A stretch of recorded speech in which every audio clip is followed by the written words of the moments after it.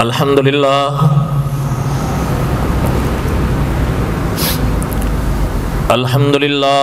حمدا کثیرا طیبا کما امر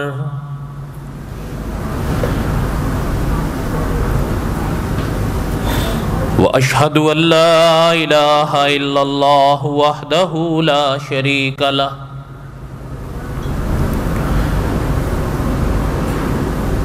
واشہد ان سیدنا وسندنا ومولانا محمدا عبدہ ورسولہ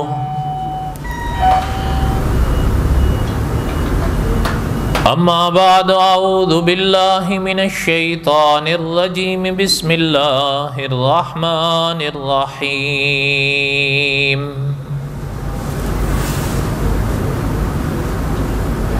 الف لام را تلک آیات الکتاب المبین انا انزلناہ قرآنا عربیا لعلکم تعقلون نحن نقص علیک احسن القصص بما اوحینا الیک ھذا القرآن وَإِن كُنْتَ مِن قَبْلِهِ لَمِنَ الْغَافِلِينَ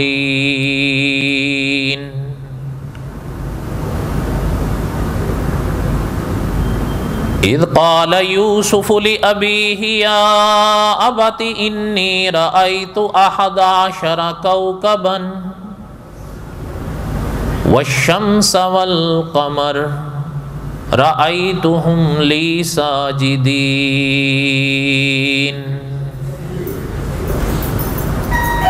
صدق الله العظيم وبلغنا رسوله النبي الكريم ونحن على ذلك لمن الشاهدين والشاكرين والحمد لله رب العالمين اللہم صلی علی محمد وعلی آل محمد کما صلیت علی ابراہیم وعلی آل ابراہیم انکا حمید مجید اللہم بارک علی محمد وعلی آل محمد کما بارکت علی ابراہیم وعلی آل ابراہیم انکا حمید مجید۔ ہمہ قسم کی حمد و ثنا اللہ ذوالجلال والاکرام کی پاک ذات کے لیے، صدق دل سے لا تعداد مرتبہ درود و سلام امام الانبیاء حضرت محمد الرسول اللہ صلی اللہ علیہ وسلم کی پاک ذات کے لیے۔ قصص الانبیاء علیہم السلام کے اسباق ہم پڑھ رہے تھے۔ آج کل چونکہ زوال دیر سے ڈھل رہا ہے، اس لیے بہت مختصر وقت ہے جمعے میں، تو بہرحال دعا کریں کہ اللہ تعالیٰ اس مختصر وقت میں برکت نصیب فرمائیں، اور دعا ہے اللہ تعالیٰ ہمیں صحیح عقیدہ اور صحیح عمل کی توفیق نصیب فرمائیں کہ انسان کئی چیزیں پڑھتا ہے، سنتا ہے، سیکھتا ہے، تو کمال تب بنتا ہے جب انسان صحیح چیزوں کو اپنائے اور غلط چیزوں کو چھوڑ۔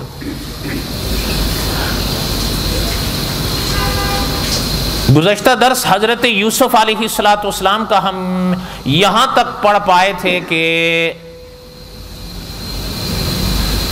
زلیخا نے حضرت یوسف علیہ السلام کا پیچھا کیا، حضرت یوسف علیہ السلام آگے بھاگے، اور جیسے ہی باہر کی طرف نکلتے ہیں محل میں تو آگے عزیز مصر آ گیا۔ اب یہ زلیخا کا خاوند تھا، اور یہ وہ شخص تھا جس نے حضرت یوسف علیہ السلام کی پرورش کی۔ اچھا، اب جیسے ہی آگے زلیخا آئی اس نے دیکھا کہ عزیز آ گیا. اللہ ذوالجلال والاکرام نے قرآن پاک میں ارشاد فرمایا کہ اپنے خاوند کو دیکھ کر کہنے لگی قالت ما جزاء من اراد باہلک سوءا، کہ کیا جزا ہے اس کی اس کے سوا جو تیرے. اچھا الفاظ بھی دیکھیں اس کے کہ یعنی یہ نہیں کہا اس موقع پر کہ میرے ساتھ، بِأَهْلِكَ تیرے گھر والے کے ساتھ.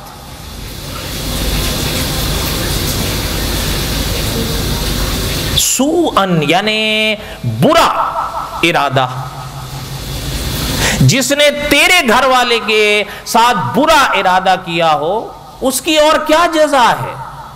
ما سوائے اس کے کہ الا ان یسجن، یا تو اسے قید میں ڈالا جائے، او عذاب علیم، یا پھر اسے دردناک سزا دی جائے. حضرت یوسف علیہ السلام اس کی بات سن کر، حالانکہ یہ معاملہ تو زلیخا کی طرف سے تھا، لیکن اپنے خاوند کو دیکھ کر کیسے کایا پلٹی، کیسا رخ بدلا اس نے. بلکہ بعض اکابر نے یہاں تک لکھا ہے کہ ذرا دیکھو کہ کیسا پینترا بدلا اس نے. کہنے لگی قالت ما جزاء، ما سوائے اس کی اور کیا جزا ہے ایسے شخص کی کہ من اراد باہلک سوءا الا ان یسجن او عذاب علیم. اچھا یہ آپ بھی سمجھ سکتے ہیں کہ اس نے جو الفاظ کہے یہ حضرت یوسف علیہ السلام کی عزت پر حرف تھا، لانے والی بات تھی. اور یہ قرآن کریم پڑھیں آپ، حضرت یوسف علیہ السلام تو بے گناہ تھے، لیکن جب زلیخا کے منہ سے یہ باتیں سنی تو اللہ ذوالجلال والاکرام نے کلام پاک میں ارشاد فرمایا کہ حضرت یوسف نے فرمایا کہ قالا، حضرت یوسف نے فرمایا کہ ہی راودتنی عن نفسی، اس نے کیا ہے یہ، میں نے نہیں کیا. اور اس موقع پر علماء نے لکھا ہے کہ خدا نہ کرے اگر کبھی کسی انسان کی عزت پر حرف آئے تو حضرت یوسف علیہ السلام صدیوں پہلے یہ سبق دے گئے ہیں امتوں کو کہ اگر کبھی خدا نہ کرے عزت پر حرف آئے تو پھر کوئی شخص خاموش نہ رہے، پھر کھل کر بولے. عزت ایسی سستی شے نہیں ہے کہ انسان کہے جی بس وہ ٹھیک ہے، نہ. جب عزت خدا نہ کرے عزت پر حرف آئے تو پھر کھل کر بولے. آپ نے بھی ایک ابحاث پڑھی ہوگی یا سنی ہوگی، شہادت، شہید. علماء نے لکھا ہے حقیقی شہید 3 قسم کے ہوتے ہیں بس. ان تینوں اقسام میں سے ایک قسم حقیقی شہید کی یہی ہے کہ خدا نہ کرے اس کی عزت پر حملہ ہو، خدا نہ کرے، اور وہ اپنی عزت کی حفاظت کرتے ہوئے اگر اپنی جان دے دیتا ہے، یہ حقیقی شہید ہے، یہ حقیقتاً شہادت ہے.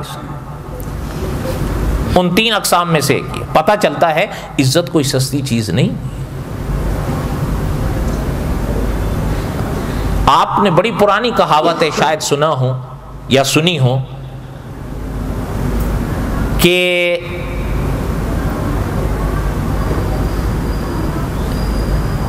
جان کا صدقہ مال، عزت کا صدقہ جان. اس لیے علماء نے لکھا ہے کہ حضرت یوسف علیہ السلام یہ صدیوں پہلے سبق دے گئے ہیں کہ اگر خدا نہ کرے کسی شخص کی عزت پر بات آئے تو پھر خاموش نہ رہے کہ نہیں جی بس ٹھیک ہے اب کیسے بولوں. نہ، حضرت یوسف نے فرمایا کہ ہی راودتنی عن نفسی، اس نے کیا ہے، میں نے تو نہیں کیا۔ اب عزیز مصر دیکھ رہا ہے حضرت یوسف علیہ السلام یہ ارشاد فرما رہے ہیں، اور زلیخا وہ کہہ رہی ہے۔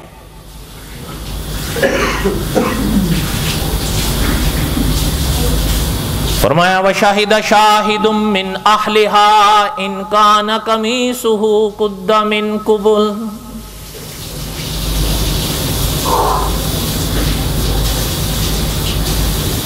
دعا کریں اللہ ذوالجلال والاکرام انبیاء علیہم السلام کی اتباع نصیب فرمائے۔ فرمایا وشاہد شاہد من اہلہا ان کان قمیصہ قد من قبل۔ بعض علماء مفسرین نے لکھا ہے کہ ایک نوجوان آدمی جو اس وقت عزیز مصر کے ساتھ وہاں آ نکلا، اور بعض علماء مفسرین نے لکھا کہ نہیں، ایک معصوم بچہ جو جھولے میں پڑا جھول رہا تھا، اس نے عزیز مصر کے آگے حضرت یوسف علیہ السلام کی پاک دامنی کو اس انداز میں بیان فرمایا کہ سارا جہاں شش کر اٹھا۔ ان کان قمیصہ قد من قبل، اس نے کہا عزیز مصر کوئی فیصلہ کرنے سے پہلے اپنے یوسف کی قمیص کو دیکھو، اگر یوسف کی قمیص علیہ السلام آگے سے پھٹی ہوئی نظر آ جائے پھر سمجھ لو آپ کی بیوی سچ بول رہی ہے، فصدقت، پھر آپ کی بیوی سچ بول رہی ہے۔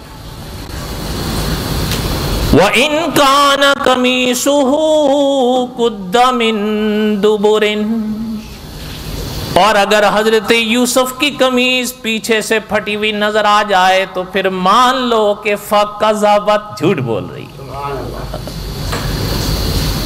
اللہ نے قرآن میں ارشاد فرمایا فَلَمَّا رَآ قَمِيصَهُ، جب عزیز مصر نے حضرت یوسف کی قمیص پہ نظر ڈالی، قُدَّ مِن دُبُرٍ، پیچھے سے پھٹی ہوئی نظر آئی، سمجھ گیا، کہنے لگا انہو من کیدکن،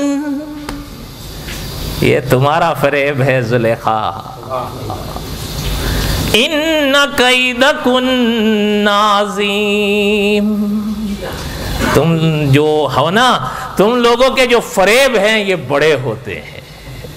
اچھا، آپ نے بھی ہو سکتا علماء سے پڑھا ہو یا سنا ہو کہ علماء نے لکھا ہے کہ مسئلہ تو سامنے صرف زلیخا کا تھا، لیکن عزیز مصر نے جو جواب دیا ہے حضرت یوسف علیہ السلام کی قمیص دیکھ کر، اس میں جمع کا لفظ عزیز مصر لائے ہیں، واحد کا نہیں۔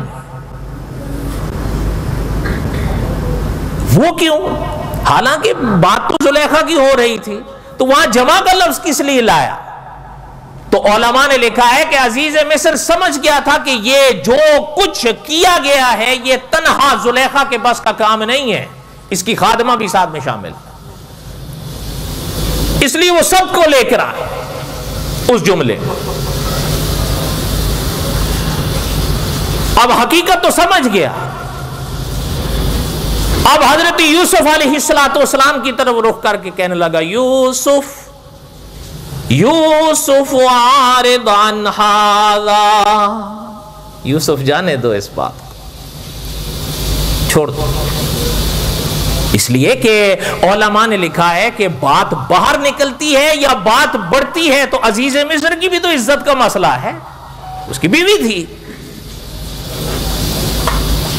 اس لیے اس نے حضرت یوسف علیہ السلام سے فرمایا یوسف عارض عن ھذا، یوسف جانے دیں اس بات کو، اور اپنی بیوی کی طرف رخ کر کے کہنے لگا واستغفری لذنبک، زلیخا جا اپنے رب سے اپنے گناہ کی بخشش مانگ، انکی کنت من الخاطئین، بے شک خطاوار تو ہے، فیصلہ کر دیا عزیز مصر۔ اچھا، اس میں بھی علماء مفسرین کے دو قول ہیں کہ تھوڑا سا یہ اب ذرا اسباق بھی پڑھ لینا، خالی جو ہے وہ آپ مست نہ ہو جائیے۔ جاگ رہے ہو کہ سو رہے ہو؟ میں بھی پتہ نہیں کدھر چلا گیا تھا آج، میرا تو یہ مزاج نہیں ہے، دعا کریں اللہ تعالیٰ رحم فرمائے۔ خیر تھوڑا سا اسباق بھی دوہرا لینا، یہ واقعات تو آپ نے پہلے بھی پڑھ رکھے ہیں، سن رکھے ہیں کہ یہاں پر کئی باتیں علماء نے ذکر فرمائی ہیں۔ دعا کریں اللہ تعالیٰ قرآن کریم کی ایک آیت، جیسے ہم نے کہیں سابقہ درس میں بھی پڑھا ہے کہ مدرس حرم فرماتے ہیں قرآن کریم کی ایک آیت کو بھی سمجھ کے پڑھنا 10 پاروں سے آگے بڑھ جاتا ہے۔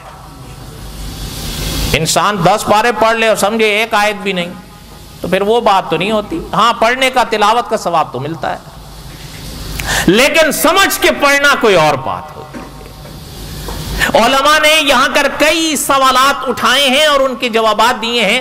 ظاہر سارے تو نہیں پڑھے جا سکتے، البتہ ایک دو سن لیں تاکہ بات آگے چلے۔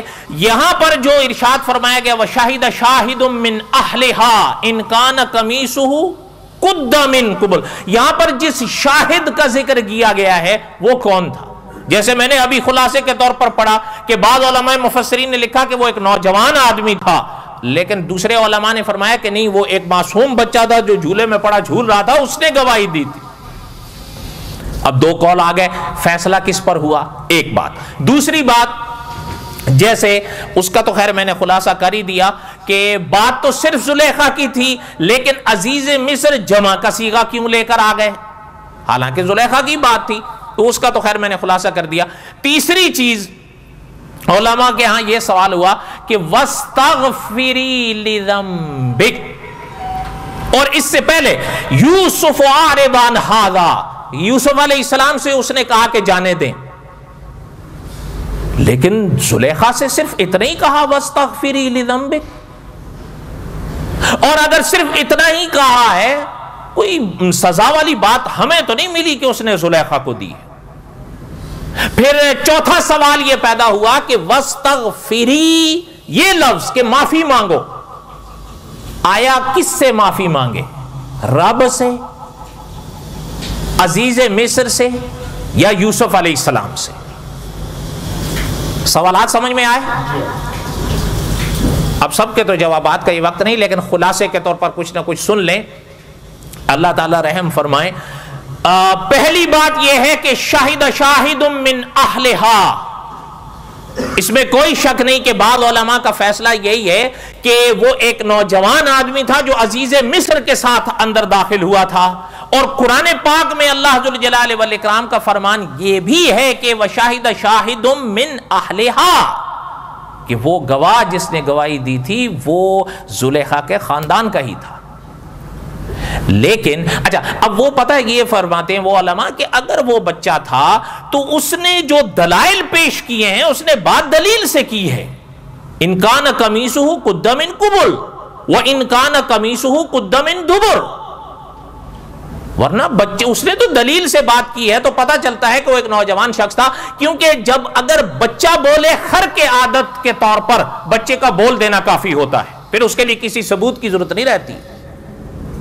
لیکن یہ یاد رکھیں کہ جمہور علماء کا فیصلہ یہ ہے کہ مولانا ادریس کاندلوی رحمۃ اللہ علیہ نے لکھا ہے کہ حدیث شریف سے یہ ثابت ہے، اور اکثر علماء کا یہ فیصلہ ہے، بلکہ شیخ الاسلام علامہ شبیر احمد عثمانی رحمۃ اللہ علیہ نے لکھا ہے کہ معتبر روایات کا فیصلہ یہی ہے کہ وہ ایک بچہ تھا جس نے یوسف علیہ السلام کی پاک دامنی کی گواہی دی تھی، اور بچہ بھی دودھ پیتا بچہ تھا۔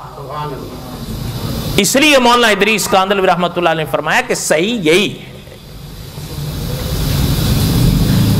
رہ گیا وہ بات کہ اس نے پھر دلیل سے کیوں بات کی، اس کے کئی جوابات دیے جا سکتے ہیں اور علماء نے دیے ہیں، لیکن بہرحال میرے حال میں ان کی یہ محفل نہیں، بس خلاصہ میں نے عرض کر دیا۔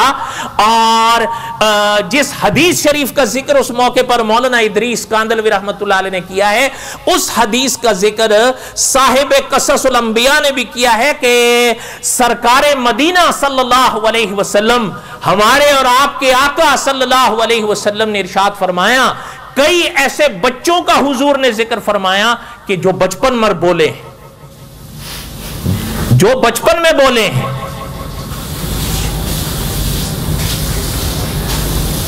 ایک سب کے تو نہیں، سب تو نہیں سنا سکتے، ایک سنا دیتا ہوں، آپ جن کی مثال آپ صلی اللہ علیہ وسلم نے دی، کئی بچوں کی دی نا حضور علیہ السلام نے، ان میں سے ایک کی سنا دیتا ہوں. حضرت جریج رحمت اللہ علیہ، یہ خدا کے عابد، خدا کے نہایت عبادت گزار بندے گزرے ہیں حضرت آدم علیہ السلام کی اولاد میں. اوکے، یعنی کتابیں پڑھنے سے پتہ چلتا ہے کہ وہ انسان یا گھر میں رہتے تھے یا خدا کی عبادت میں رہتے تھے.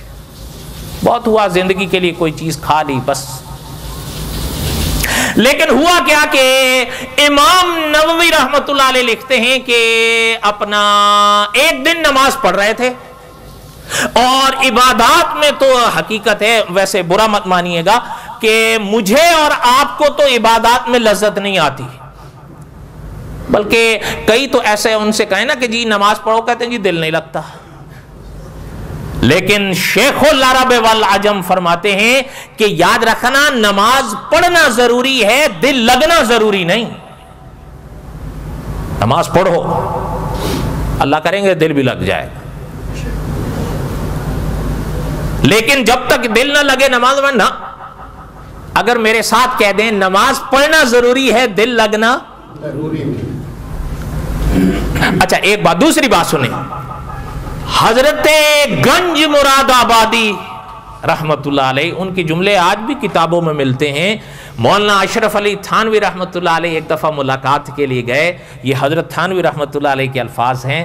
حضرت تھانوی رحمت اللہ علیہ نے فرمایا تھا کہ حضرت گنج مراد آبادی رحمت اللہ علیہ مجھ سے فرمانے لگے کہ اشرف علی، سچ آپ سے کہتا ہوں کہ جب یہ سر سجدے میں رکھتا ہوں ایسا لگتا ہے کہ خدا نے پیار کیا ہے.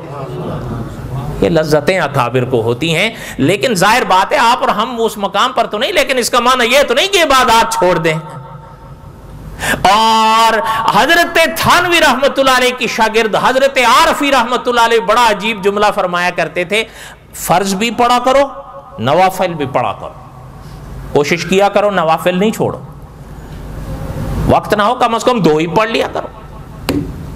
حضرت عارفی رحمت اللہ علیہ فرمایا کرتے تھے کہ ایک ہے خدا کی عظمت کا حق، ایک ہے خدا کی محبت کا حق.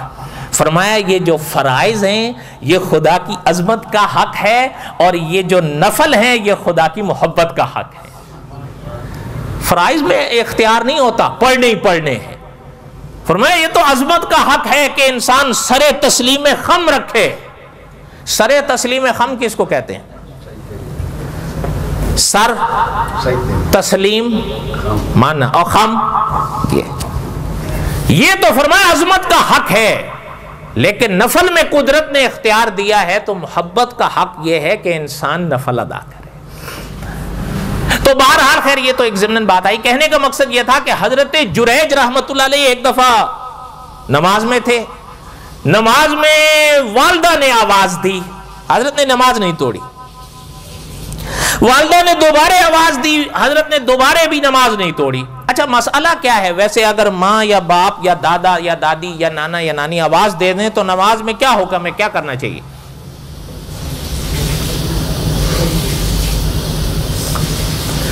مولانا ابو القاسم رفیق دلاوری رحمت اللہ علیہ نے لکھا ہے، کبھی انسان نماز میں ہو، ماں یا باپ آواز دے دے، کبھی نماز توڑنا فرض ہو جاتا ہے، کبھی نماز توڑنا واجب ہو جاتا ہے، کبھی نماز توڑنا مستحب ہو جاتا ہے، کبھی نماز توڑنا مباح ہو جاتا ہے، اور کبھی نماز توڑنا حرام ہوتا ہے.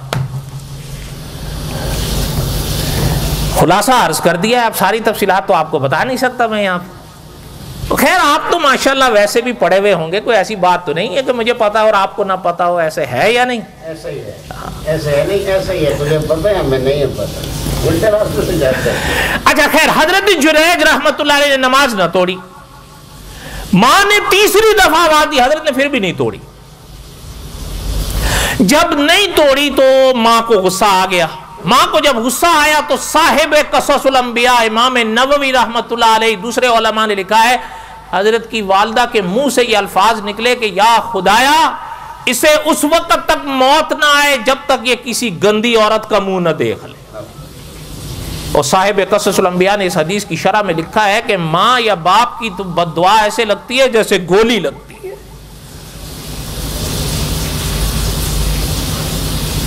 اب ایک دن کیا ہوا کہ اپنے عبادت میں تھے,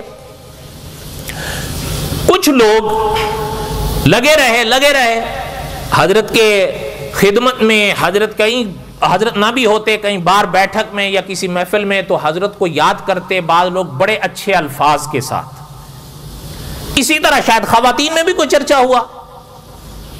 تو ایک عورت تھی, حدیث شریف میں فرمایا گیا جب اس کو کان میں پڑے انہوں نے کہا کیا تم لوگ ہر وقت حضرت حضرت حضرت حضرت, کیا حضرت؟ اگر کسی روز میرے ساتھ واسطہ پڑا نا تو ان کی ساری یہ جو اپنا عزت ہے نا سب چلی جائے. تو سامنے والی جو تھی یا تھے انہوں نے کہا کہ نہیں ایسی بات نہیں ہے بی بی, اللہ تعالیٰ نے ان کو ایک مقام بخشا ہے, خدا کے نیک بندے کیسی بات کرتی ہو؟ انہوں نے کہا آزمانا ہے, آزما لو. وہ مریدنی کی روپ میں حضرت کے ہاں آ گئی. ہو سکتا ہے آپ تو برا مانیں, لیکن صاحب قصص الانبیاء نے لکھا ہے کہ کبھی کبھی, سب تو نہیں, کوئی ایسے ہوتی ہیں کہ وہ پھر اس طرح کی حرکتیں اگر کرنے کے خیالات باندھتی ہیں نا تو پھر تعویذ اور دم کے بہانے آتی ہیں حضرات کے پاس. اور اللہ تعالیٰ حفاظت فرمائے, ورنہ خواتین کا فتنہ کو کم فتنہ نہیں. یہ آپ صلی اللہ علیہ وسلم جب اس دنیا سے تشریف لے جانے لگے تو اس وقت کی حدیثیں آپ پڑھیں, اللہ تعالیٰ بس محفوظ رکھیں. اچھا, اب وہ جو کیا ہوا کہ وہ عورت آ گئی. اس نے قصہ مختصر یہ کہ اس کے بس میں جو کچھ تھا اس نے سب کیا, لیکن حضرت نے کوئی توجہ نہیں دی. اللہ تعالیٰ نے حضرت کی حفاظت فرمائی. اس کو بڑا غصہ آیا. گھمنڈ ایک ایسی چیز ہوتی ہے کبھی کبھی یہ ستیہ ناش کر دیتا. وہ باہر چلی گئی, صاحب قصص الانبیاء نے لکھا ہے باہر چلی گئی اور ایک شخص کے ساتھ جو چرواہا تھا اس کے ساتھ غلط تعلق قائم کیا. اس کا پھل ٹھہر گیا. اچھا, جب اس بچے کا جنم ہوا تو لے کر آ گئی اور حضرت کی خانقاہ کے باہر واہ ویلا کر دیا, میں تو وہ میرا بچہ, آپ یہ بیٹا آپ کا, اور اب آپ نے ہمیں گھر سے نکال دیا, میں کہاں جاؤں؟ اچھا, لوگ جمع ہونے شروع ہو گئے. انہوں نے جب بی بی کیا ہوا, انہوں نے کہا یہ دیکھو ان کا سنبھال نہیں رہا, میں باہر یہ وہ. اچھا, اب لوگوں نے نہ آؤ دیکھا نہ تاؤ, انہوں نے حضرت کو گریبان سے پکڑا, شروع ہو گئے. بھائی یہ تو مدرس حرم نے فرمایا نا کہ یہ تو قوم ہے, زندہ باد کا تو زندہ باد ہے اور مرد آباد کا نعرہ ہے تو مرد آباد ہے. یہ تو کیا ہے, مذاق کر رہا ہوں, حقیقت ہے. میں دھرنا لگا کے بیٹھ لوں تو مرد آباد, اور اگر میں دوسری طرف جلسہ لگا دوں تو زندہ باد. وہ قوم ہے, بس ٹھیک ہے. اچھا, حضرت کو مارا. وہ حضرت کہہ بھی رہے ہیں بھائی وہ کیوں مار رہے ہو, میری بات تو سننے کا نہیں جی, سوال ہی نہیں پیدا ہوتا, یہ تو غیرت کا تقاضا ہے, ہم کیسے سن سکتے. مار کے. اچھا, اس کے بعد کوئی آخر سیانا آدمی بھی تو ہوگا نا, وہاں نکلا, اس نے روکا چھوڑا, اس نے کہا کیا کر رہے ہو بدبختو, کہا یہ دیکھو یہ. تو انہوں نے کہا کہ دیکھیں یہ عورت کھڑی ہے اور یہ بچہ ان کا ہے, اور یہ جو ہے وہ ہمارے سامنے جو ہیں وہ صوفی بنے ہوئے ہیں, اور یہاں. اچھا, خیر, وہ جو صاحب تھے انہوں نے حضرت کو سنبھالا تو حضرت سے وہ کہنے لگا کہ حضرت یہ تو, حضرت نے فرمایا بھائی بات یہ ہے, مجھے تو ابھی تک سمجھ میں نہیں آیا کہ یہ مجھے مار کیوں رہے ہیں, پہلے مجھے یہ تو بتائیں. ان کا کمال ہے حضرت, آپ کو ابھی تک سمجھ میں نہیں آیا, یہ عورت کھڑی ہے, یہ بچہ ہے اس کا, یہ وہ کہہ رہی ہے یہ آپ کا ہے, اور آپ نے ان کو آپ ماننے سے انکار کر رہے ہو, یہ وہ کہہ رہی ہے کہ یہ آپ کا ہے.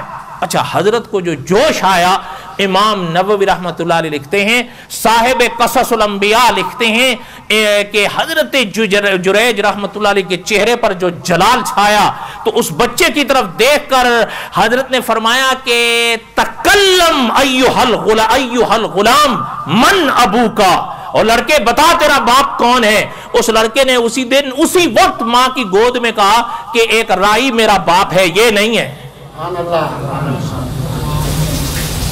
امام نووی رحمۃ اللہ لکھتے ہیں قوم پھر ساری قدموں پڑ گئی, حضرت ہم آپ کی خانقاہ سونے کی بنا دیتے ہیں. حضرت نے فرمایا مٹی کی بنا دو, کوئی ٹھیک ہے, انا للہ و انا الیہ راجعون. خیر, کہنے کا مقصد یہ تھا کہ فیصلہ علماء کا یہی ہے کہ شاہد من اہلہا, وہ ایک بچہ تھا اور دودھ پیچا بچہ تھا. اور اس حدیث شریف کی روشنی میں جہاں پر آپ صلی اللہ علیہ وسلم نے کئی ایسے بچوں کی مثالیں بیان فرمائیں جو بچپن میں بولے ہیں, اسی حدیث کے موقع پر حضور علیہ السلام نے فرمایا کہ جنہوں نے میرے یوسف کی گواہی دی تھی وہ بھی شیرخوار بچہ تھا. اور اگلا سوال یہ پیدا ہوا جمع کا، وہ میں نے عرض کر دیا تھا، اور جو ہے وَاسْتَغْفِرِي لِذَنبِكَ، اس کے بارے میں جو بحث ہے علماء کی، تو علماء کے دو قول ہیں. ایک علماء کا فیصلہ یہ ہے کہ حضرت یوسف سے معافی منگوائی تھی عزیز مصر نے، اور دوسرا علماء کا قول یہ ہے کہ زلیخا سے معافی مانگنے کے لیے جو عزیز مصر نے کہا تھا تو خدا سے کہا تھا کہ خدا سے معافی مانگ جا کر، اِنَّكِ كُنْتِ مِنَ الْخَاطِئِينَ، بے شک تو خطاوار ہے. اچھا، اس مرحلے پر علماء کا ایک سوال بڑا مشکل ہے اور حل طلب ہے کہ اس نے زلیخا کو کچھ کہا کیوں نہیں سوائے اس کے. اب اس پر جو عبارت علماء نے لکھی ہے میں اگر یہاں پڑھوں گا تو آپ ناراض ہو جائیں گے، اس لیے میرے خیال میں اس کو رہنے دیتے ہیں، اور اللہ تعالیٰ نے اگر زندگی دی تو ہاں جی اگلے جمعے سنانی پڑے گی. نہیں، وہ میرے حال میں سنائیں، آپ کو سنائیں گے وہ ڈر جاؤں گے. آپ کیوں ڈر جائیں گے؟ کیا مسلمان نہیں ہیں؟ نہیں، مسلمان تو ہیں، ڈر جائیں گے. یا سنا دوں؟ سنا دو. چلیں اس کا خلاصہ عرض کر دیتا ہوں، الفاظ تو جوں کہ تو میں نہیں لیتا. ان علماء کا فرمانا یہ ہے اس سوال کے جواب میں کہ اصل میں پتہ یہ چلتا ہے عزیز مصر نے زلیخا سے کچھ نہیں کہا.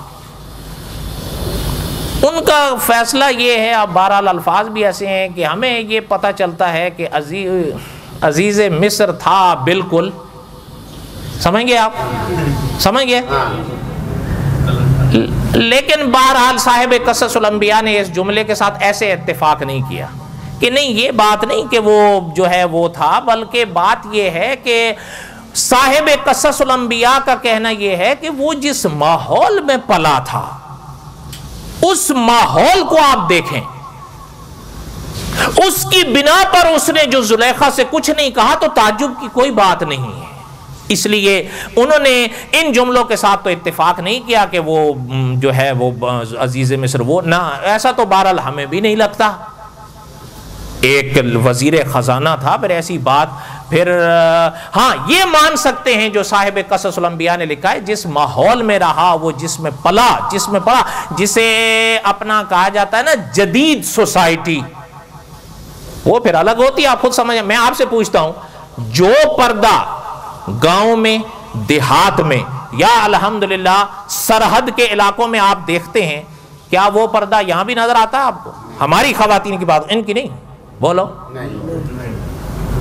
تو صاحب قصص الانبیاء نے فرمایا اب یہ نہ کہا جائے کہ جی یہ بے غیرت ہیں، بلکہ اصل بات یہ ہے اس ماحول کو دیکھا جائے اور دعا کیا کریں کہ اللہ تعالیٰ سب کی عزت محفوظ رکھے. وما علینا الا البلاغ المبین. سنتیں پڑھ.